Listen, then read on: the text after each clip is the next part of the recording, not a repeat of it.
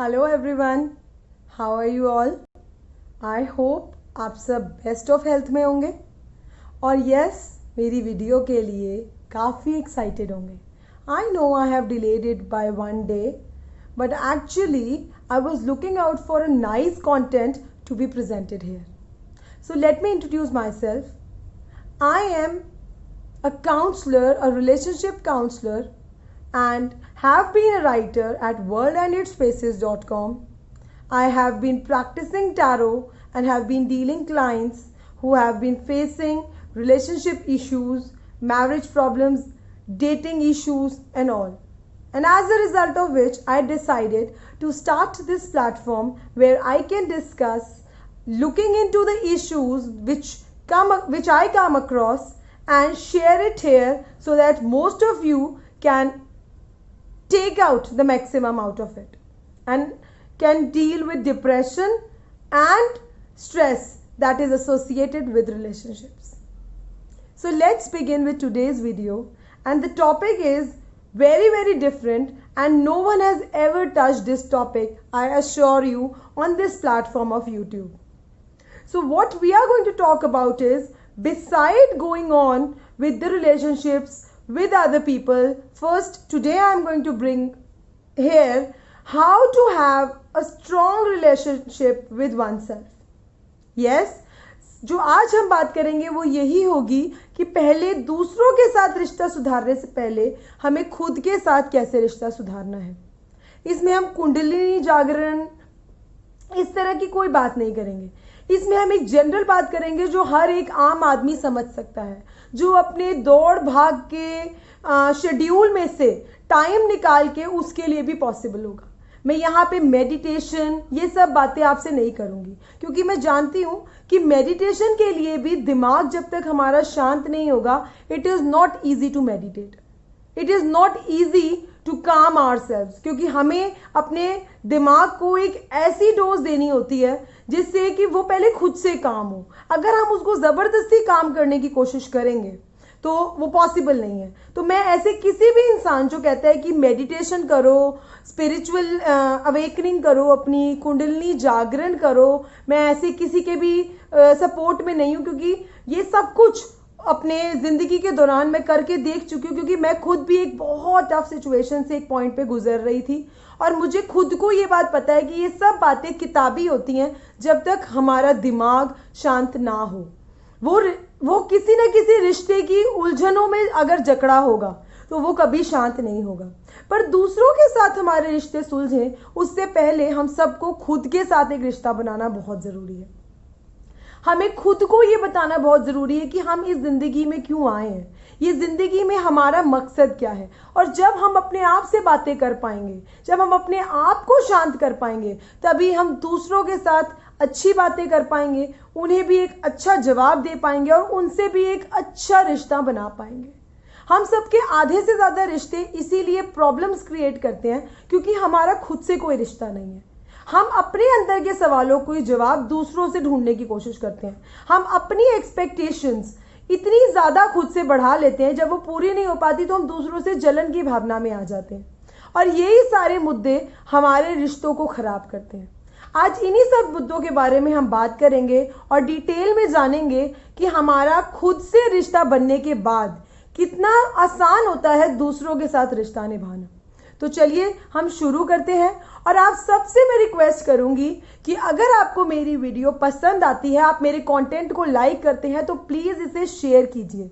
इसको शेयर करने से मेरी पॉपुलैरिटी तो बढ़ेगी ही, साथ ही आपके जानने वाले सर्कल को ये भी पता लगेगा कि now you yourself are heading towards a positive note. So अगर आप कुछ अच्छा कर रहे हो तो क्यों ना दूसरों को भी ये बात बताई जाए। जैसे कि हम किसी न्यूज़ को, किसी फालतू के व्हाट्सएप मैसेज को जिसकी हमें पता ही नहीं होती कि कितना ऑथेंटिकेटेड है, हम उसको सर्कुलेट करने में नहीं डरते, तो इस तरह के कंटेंट को सर्कुलेट क्यों नहीं करते। हम ज़्यादा से ज़्यादा शेयर कीजिए, चैनल को सब्सक्राइब कीजिए, लाइक कीजिए, कमेंट कीजिए, तो अभी मेरे को भी पता लगेगा कि yes, the content which is I am bringing up here is creating a change, it is bringing a change. ये सारी की सारी काउंसलिंग पेड तो बहुत जगह पे अवेलेबल है, पर फ्री काउंसलिंग कहीं पे भी अवेलेबल नहीं है। मैं अपने मीडियम को बार बार आपको यही बता रही हूँ कि यहाँ पे फ्री काउंसलिंग अवेलेबल है। आपको अपना नाम भी बताने की ज़रूरत नहीं है, सिर्फ एक प्रॉब्लम मुझे मेल कीजिए। जैसे बहुत सारे लोग मुझे इंस्टाग्राम के थ्रू भी मैसेजेस कर रहे हैं, उनकी कुछ की प्रॉब्लम्स मैंने रिलेशनशिप काउंसलिंग मेथड से डील करी है। कुछ चाहते हैं कि मैं टैरो से डील करूं, तो उनको मैंने टैरो के थ्रू जवाब दिया है। तो अगर आप इसको शेयर करेंगे तो और जितने ज़्यादा लोग जो डिप्रेशन से गुजर रहे हैं उन तक ये मेरा मैसेज पहुंचेगा और वो सब भी अपनी प्रॉब्लम्स सॉल्व करवा पाएंगे। तो अब ये तो रही चैनल के प्रमोशन की बातें। अब हम बात वापस से मुद्दे पे करते हैं कि हमें खुद के साथ रिश्ता कैसे अच्छा करना चाहिए और वो कैसे अच्छा होगा। इसके लिए जो सबसे पहली चीज़ है, हमें ये समझनी है कि हमें लोग समझाते हैं कि नेगेटिव मत हो, नेगेटिव मत हो, नेगेटिव मत हो। पर क्या हमारे को अगर कोई थप्पड़ मार देगा या हमें काम करते हुए इंसान को कोई बिना बात के अपने फ्रस्ट्रेशन लाएगा, तो क्या ये हमारे लिए आसान है कि हम नेगेटिव ना हो? It is totally impossible because we are human beings. We react to normal situations in a normal way. We are not someone who is spiritual, जो कहानियों के हम भगवान नहीं है, कुछ नहीं है, ठीक है ना। तो नेगेटिविटी तो आएगी। अब इसको कैसे डील करें? How to remain positive in spite of the negativity. पिछली वीडियो में मैंने आपसे बात की थी कि फाइंड कंटेंटमेंट, फाइंड सैटिस्फैक्शन, तो उससे हमें पॉजिटिविटी मिलेगी, ठीक है।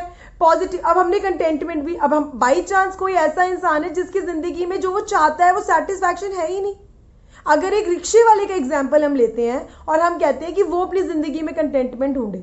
एक रिक्शे वाला है, उसके 5 बच्चे हैं, उसने जो गलतियां करनी थी कर ली, वो आज भी रिक्शे वाला ही है, उसको परिवार को पालना है। नाउ हाउ विल बी, उसकी एक्सपेक्टेशन है कि वो उन सबको अच्छी से एजुकेशन दे, उन सबको पढ़ा ले, कुछ मनी सेव कर ले, एक अच्छा घर हो। अब उसके पास तो ये सब नहीं है, वो किसको नीचे देखे और किस तरह कंटेंटमेंट लाए?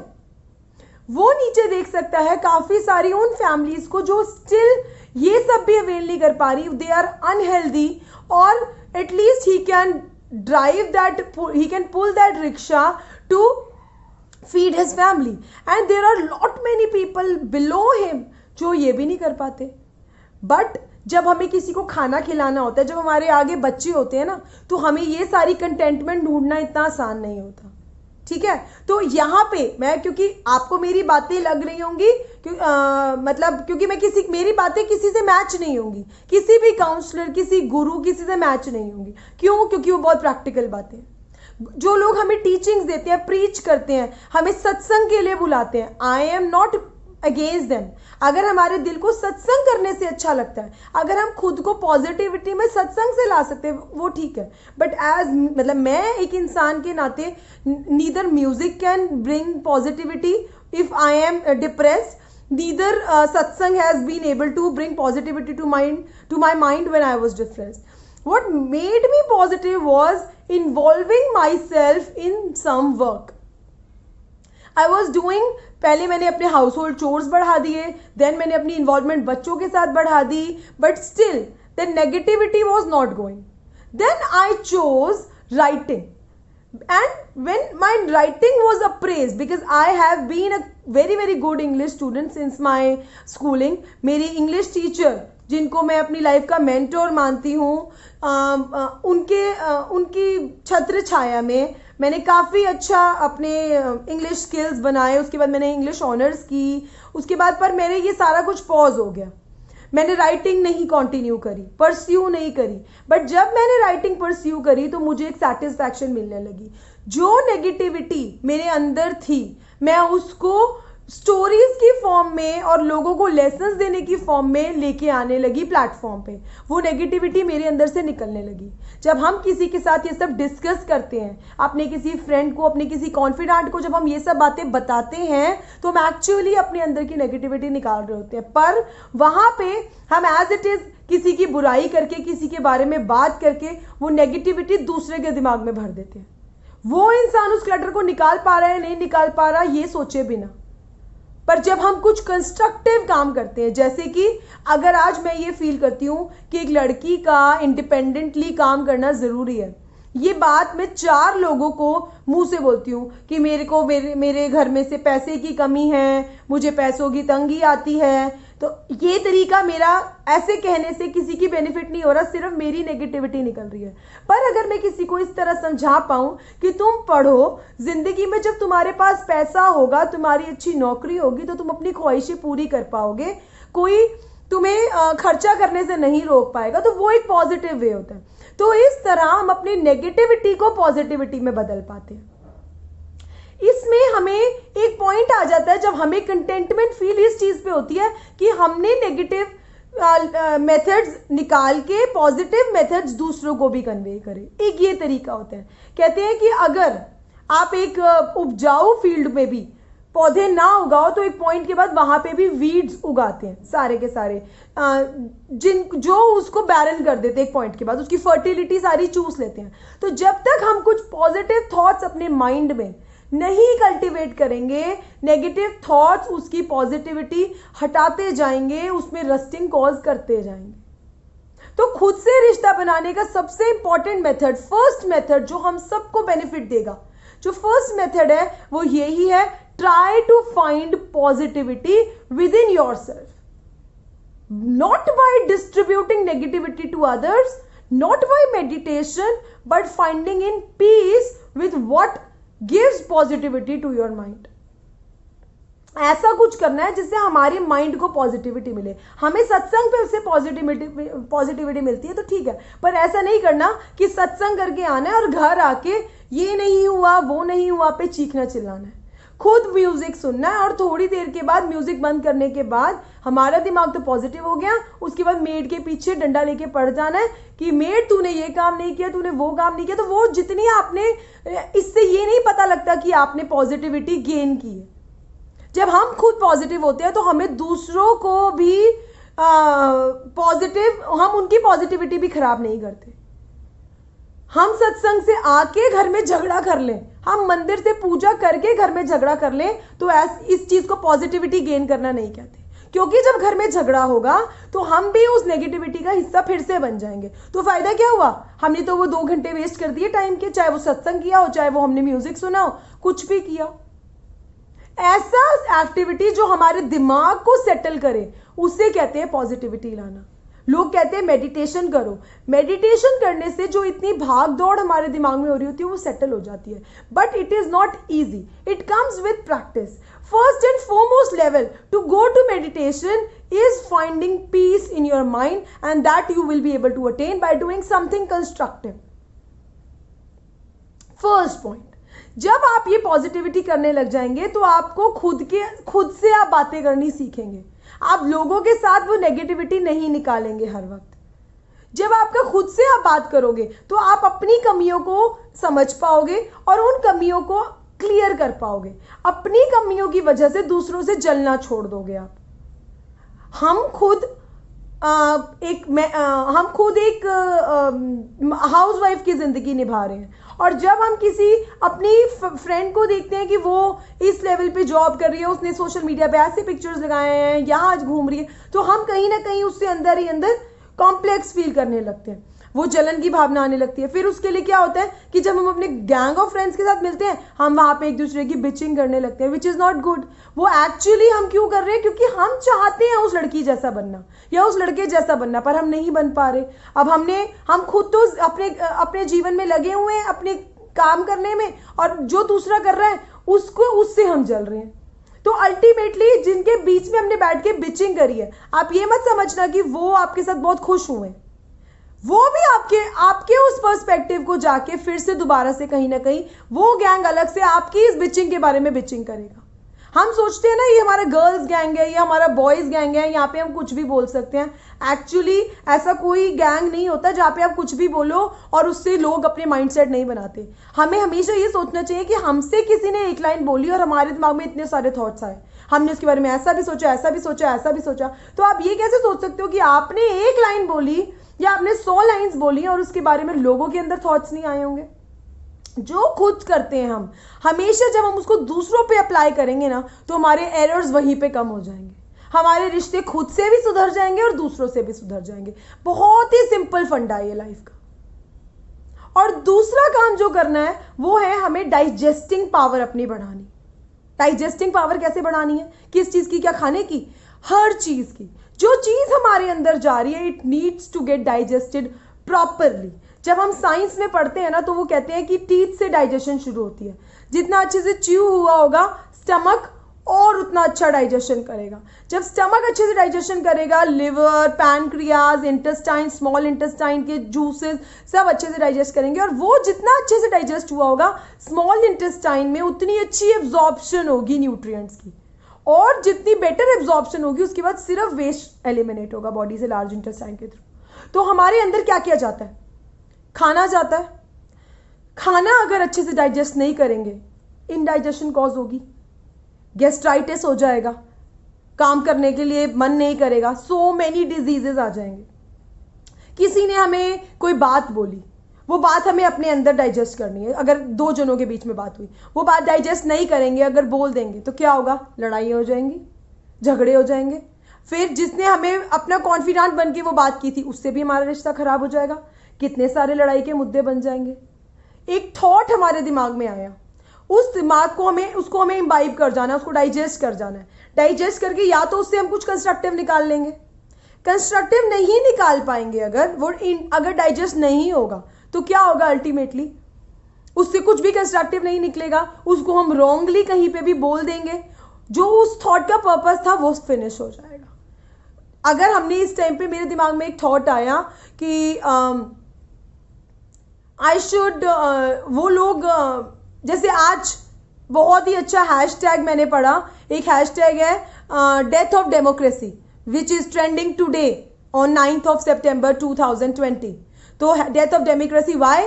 कंगना रनौत के घर की डेमोलिशन कर रही है बीएमसी, ठीक है ना। तो this hashtag is very popular for today. तो अब ये मेरे दिमाग में थॉट आया कि मेरे को बीएमसी के बारे में ये I should also go and on Twitter and tagging BMC using this hashtag, मुझे ये लिखना है। मैंने वो लिख दिया, वहां पे निकल गया वो थॉट मेरा, पर वहां मैंने उससे एक वहां पे थॉट क्रिएट कर दिया, so many people are writing no harm. अब वो थॉट कि बीएमसी ऐसा है, वो वहां लिखने की बजाय मैं व्हाट्सएप पे एक फेक मैसेज सर्कुलेट कर दूं बना के, तो वो नेगेटिव पब्लिसिटी मैंने गेन करने की कोशिश की, but which is not good, which is not constructive. तो अगर कुछ हो रहा है उसमें पॉजिटिवली इन्वॉल्व होंगे हम, तो हमारे सबके साथ रिलेशनशिप बेटर रहेगा। आज आप एक हैशटैग पे जाके लिखते हो, you are not harming anyone, you are just participating in what is happening around in whichever side you are, okay, that is good। but अगर आप उसका एक रॉन्ग सा व्हाट्सएप मैसेज बना के उस थॉट को घुमा के ऐसे ऐसे सर्कुलेट करते हो, तो बहुत सारे लोग सिर्फ as it is WhatsApp messages को सर्कुलेट कर देते हैं without even checking the authenticity कि इज इट इवन करेक्ट और नॉट। तो आप उससे एक रॉन्ग मैसेज फैला देते हो सोसाइटी में, विच इज वेरी रॉन्ग। तो हर चीज के digestion is very very important, चाहे वो थॉट हो, चाहे वो हमारे दिमाग, चाहे वो हमारा खाना हो, चाहे वो ऑक्सीजन हो। हमें प्रॉपरली अगर हम ऑक्सीजन को डाइजेस्ट करेंगे तभी वो सेल्स तक पहुंचेगी और तभी एनर्जी प्रॉपरली रिलीज होगी, ठीक है ना। तो चीजें डाइजेस्ट करनी हमें आनी चाहिए। तो इससे ये 2 पॉइंट अगर हमने याद रखे तो एक तो हमारा खुद से बहुत अच्छा रिश्ता हो जाएगा, डाइजेशन इंप्रूव होगी, हमारी बॉडी हेल्दी होगी, ऑक्सीजन प्रॉपरली जाएगी, एनर्जी प्रॉपर रिलीज होगी, हमारे को लेथार्जी नहीं होगी, और अगर हमारा थॉट प्रॉपरली डाइजेस्टेड होगा तो हमें हर किसी से फालतू बात करने की जरूरत नहीं होगी, हमारे रिश्ते सुधरेंगे। वेरी वेरी सिंपल प्रोसेस, इस पे कोई थॉट नहीं करता, कभी कोई सोचता नहीं है ये काउंसलर वो काउंसलर, ये मेडिटेशन वो मेडिटेशन, कुछ करने की जरूरत नहीं है। खुद से रिश्ता बनाइए, सबसे रिश्ते सुधर जाएंगे। सबसे पहली लड़ाई खुद से लड़िए, सबसे पहली जंग खुद से करिए, सबसे पहला कंपटीशन खुद से करिए। जिंदगी में कभी हार नहीं होएगी, किसी से लड़ाई नहीं होएगी, किसी से जलन नहीं होएगी। हैप्पी हैप्पी खुद रहेंगे, हैप्पी हैप्पी दूसरे रहेंगे, हमेशा सब तरफ हैप्पीनेस रहेगी। अगर आपको मेरा मैसेज मिला हो, समझ आया हो, तो प्लीज लाइक कीजिए, शेयर कीजिए, उन सभी लोगों तक ये मैसेज पहुंचाइए जिनमें इनमें से बहुत सारी कमियां हमें पता होती हैं कि हैं। तो इसको शेयर कीजिए, उन तक भी ये थॉट पहुंचाइए। मेरी पॉपुलैरिटी तो वैसे होनी है नहीं होनी दैट इज डिफरेंट, पर एक अच्छा मैसेज सोसाइटी में पहुंचाइए। हम बहुत सारी फालतू की वीडियोस, फालतू के व्हाट्सएप भी सर्कुलेट करते हैं ना, तो why not this one. Channel को सब्सक्राइब कीजिए, नोटिफिकेशन बेल बटन दबाइए, जिससे नेक्स्ट वीडियो फटाफट जैसे ही मैं अपलोड करूं आप तक मैसेज पहुंचे। Thank you for watching this video. Take care, bye.